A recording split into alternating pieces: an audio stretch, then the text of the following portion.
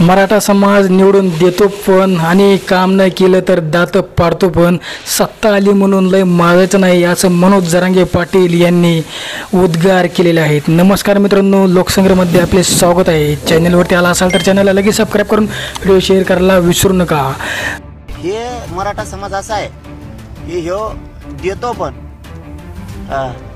आणि त्याचं काम नाही केलं ना दात पाडीतो सुद्धा। ह्यो सोपा नाही।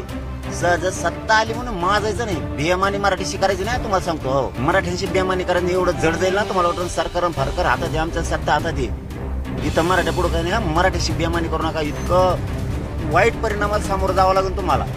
सरकार कुणाचंही हो, आम्हाला त्याचं काय घेणं देणं नाही। आमचं आंदोलन हे चालूच राहणार। आम्हाला आमचं आरक्षण पाहिजे, मराठा समाज मला महत्त्वाचा आहे असं मनोज जरांगे पाटील यांनी वारंवार म्हटलं आहे। सरकार हा आमचा एजेंडा नाही, आमचं फक्त आरक्षण आम्ही मागतोय असं मनोज जरांगे पाटील यांनी म्हटलं आहे। मुंबईला देखील आम्ही मोर्चा नेणार आहोत, किती लोक येतील याचा अंदाज नाही। मुंबई आम्ही पुन्हा जाम करून टाकू, जिकडे पहा तिकडे लोक दिसतील, सरकारला घाम फुटेल।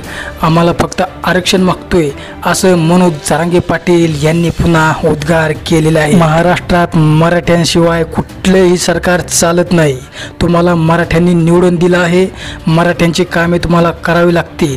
मराठा समाजाचा देखील तुम्हाला निवडून देण्यामध्ये चांगला वाटा आहे। मराठा समाजाशी बेईमानी करायची नाही असं मनोज जरांगे पाटील यांनी म्हटलं आहे। तो एकदा तारीख डिक्लेअर झाली मग आता ती मुंबई हो किंवा आंतरवली हो, तुम्हाला पब्लिकच बसलेली दिसते। इतकी दिसणार, कशातच बसणार नाही एवढी पब्लिक आहे ना। तो पण तो काम नववर्षात येणाऱ्या सरकारपुढे मोठं आव्हान आता मनोज जरांगे पाटील पेरून ठेवत आहेत। सरकारला हे जड जाईल असं मनोज जरांगे पाटील वारंवार म्हणत आहेत। सरकार कुठलंही असो, नववर्षी सरकारला मनोज जरांगे पाटील यांनी कडक इशारा दिला आहे। आंदोलन हे चालूच राहणार।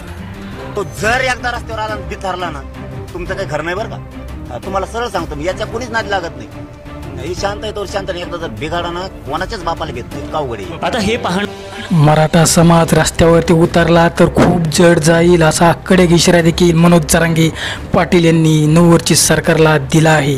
मराठ्यांशिवाय महाराष्ट्रामध्ये काहीही होत नाही असा खोचक इशारा मनोज जरांगे पाटील यांनी नववर्षी सरकारला दिला आहे। असेच नवनवीन व्हिडिओ पाहण्यासाठी आपल्या चॅनलला लगेच सबस्क्राईब करा आणि व्हिडिओ शेअर करायला विसरू नका।